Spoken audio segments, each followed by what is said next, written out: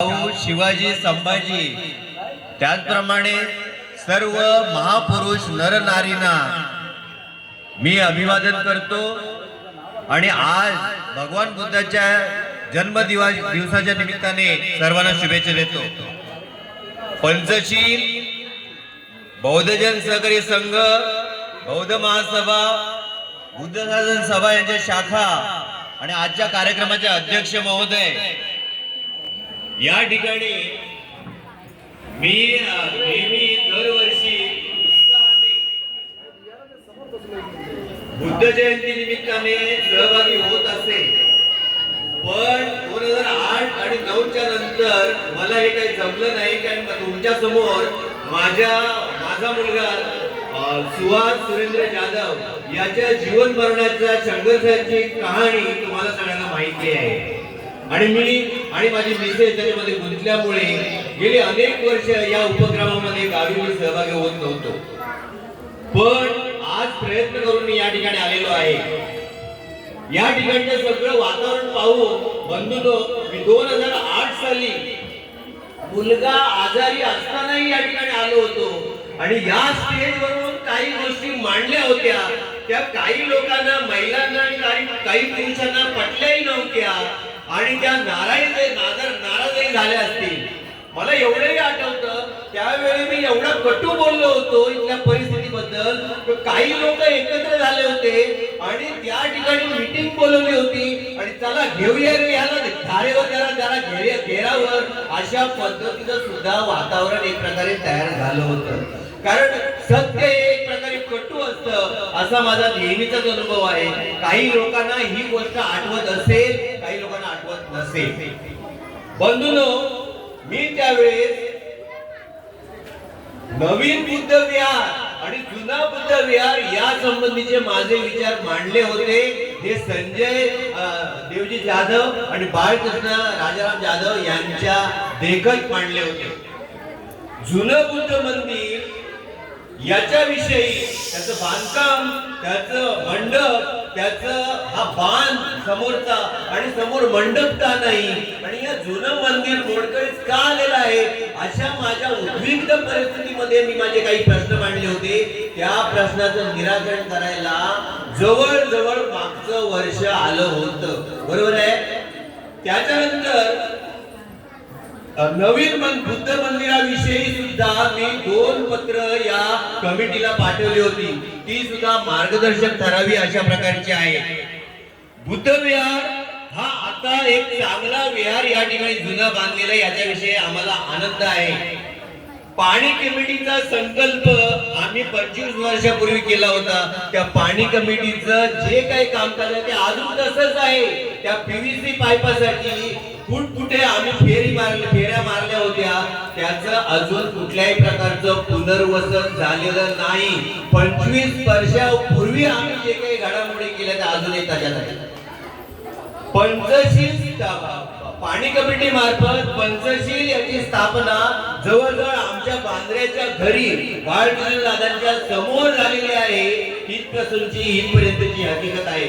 आज सर्व लोक एकत्र या ठिकाणी आहेत, त्याचं बरंच मोठं श्रेय पाणी कमिटी पंचशील, बाळकृष्ण दादा आणि त्यांच्या नेतृत्वाखालील कमिटीला आहे। हे अमान्य करता कामा नये। या ठिकाणी ही पंचशील रजिस्टर झाली, पण पंचशीलचं गावी काय चाललंय आणि मुंबईला काय चाललंय हे प्रामाणिकपणे मी सांगतो, आम्हाला कळत नाही। पंचशील ही एक प्रकारे नवीन संघटना स्थापन केल्यामुळे ती काय कुणाची बंदीवान झाली का, अशा एक प्रकारचा प्रश्न आमच्या मनात आणि काही लोकांच्या मनात आहे। ती ओपन का नाही, ती खुली का नाही, ती सर्व सामान्यांसाठी खुली का नाही, मुंबईच्या लोकांना माहिती मिळत नाही, गावच्या लोकांना माहिती का मिळत नाही, याचा निवड समितीने, कार्यकारिणीने विचार करायचा आहे। पंचशील आता हे नवीन बुद्ध मंदिराचा संकल्प आपण सोडलेला आहे, पण मी आता या ठिकाणी मीटिंगा होत नाही म्हणून आम्हाला मत मांडायला मिळत नाही। या ठिकाणी सार्वजनिक ठिकाणी सगळे लोक आले म्हणून मी एक मत मांडतो की पंचशीलचं रजिस्ट्रेशन झाल्यानंतर संकल्प मोठा बुद्ध विहार आपण स्थापन करण्याचा प्रयत्न करीत आहोत। त्यासाठी 12-15 लाखाचा निधी पण उभा झालेला आहे। पण हे बुद्ध मंदिर जोपर्यंत पूर्णत्वास जात नाही तोपर्यंत जुनी रजिस्ट्रेशन झालेली कमिटी बरखास्त करायची नाही अशा व्यक्तिगत मताचा मी आहे. कारण याचा साध्यंत इतिहास भूगोल नागरिकशास्त्र या पंचशीलच्या स्थापना कमिटीला आहे. तो बुद्ध विहाराचा कमिटीचा संपूर्ण कामकाज बुद्ध मंदिर उभं झाल्याशिवाय ही कमिटी बरखास्त करू नका असं मी सर्वांना विनंती करतो. या ठिकाणी बरोबर आहे की नाही, या ठिकाणी आता या बुद्ध जयंती निमित्ताने एक गोष्ट सांगायची आहे. आपल्याकडे सर्वत्र इतिहासाचं विकृतीकरण चाललेलं आहे.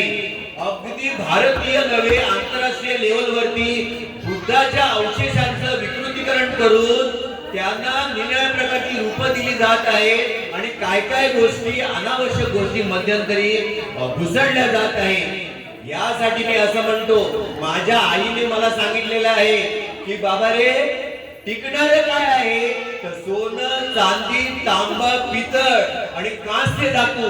ज्या काय तुम्हाला वस्तू घडवायच्या आहेत आणि धम्माप्रमाणे तुम्हाला टिकवून ठेवायच्या आहेत, अगदी मूर्त्यांसहित आणि शिलालेखांसहित त्या सोनं, चांदी, तांब आणि पितळ आणि कांस्य धातूवर तुम्ही छापून आणि कोरीव करून ठेवा. अगदी मूर्त्या सुद्धा घेताना फायबरच्या, प्लास्टिकच्या, मातीच्या घेऊ नका.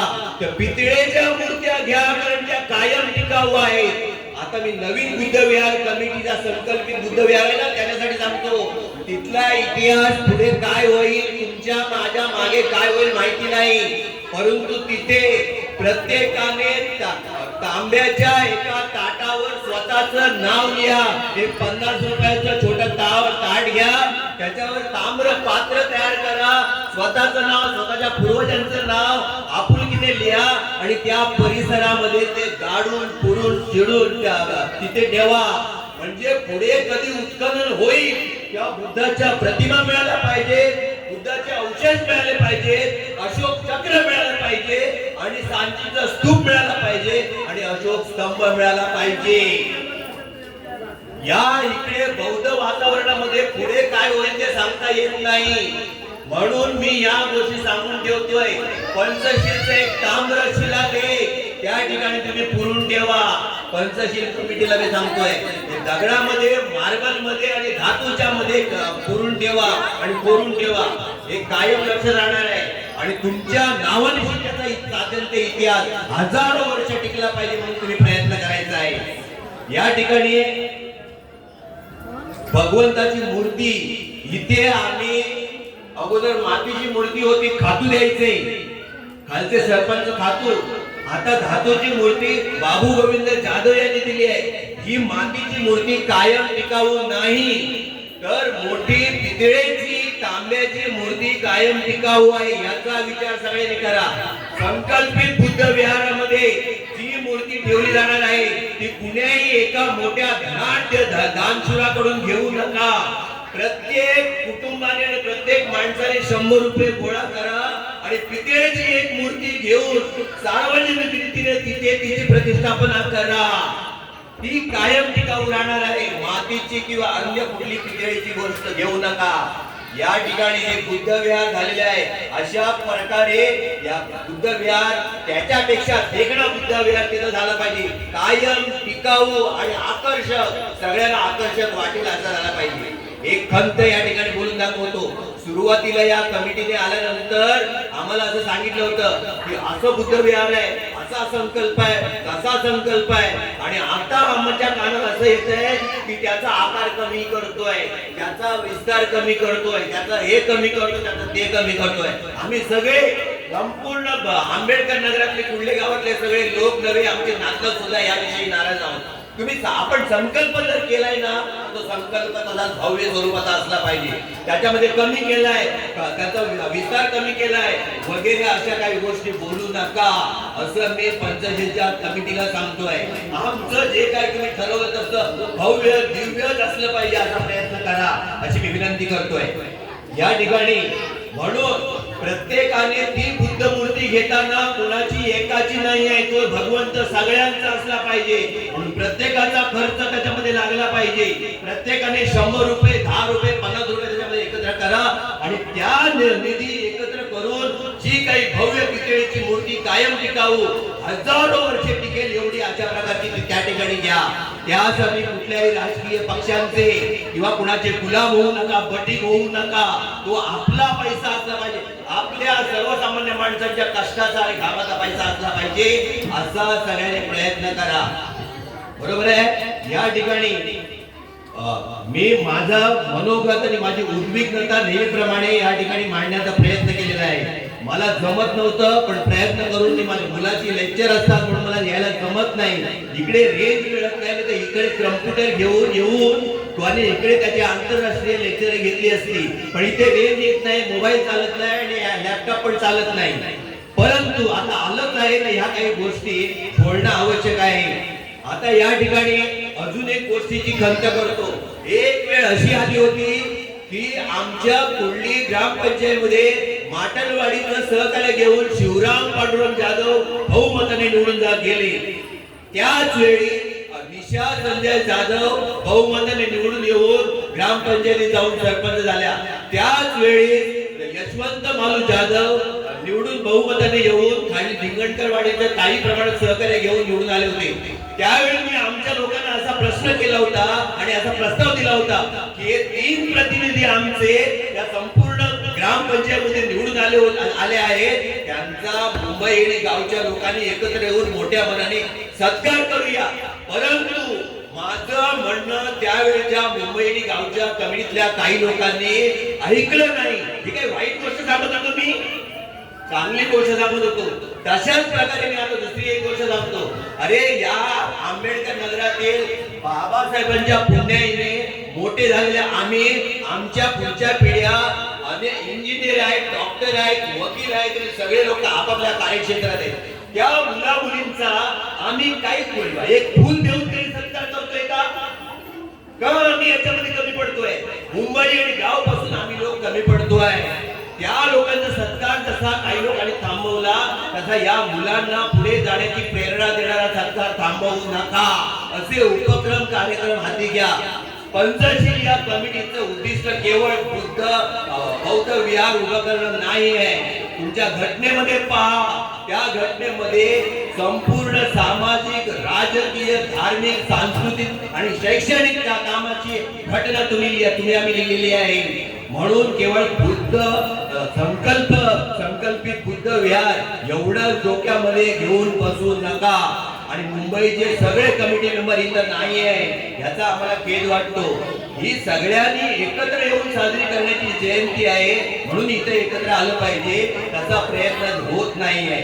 एवढं बोलून आणि मी माझे कटू शब्द कदाचित वाटत असतील ते बोलून, सडेतोड बोलून या ठिकाणी थांबतोय. परंतु मला एका गोष्टीचा आनंद वाटला की मी बांधाचा प्रश्न मांडला, तो बांध तयार झाला.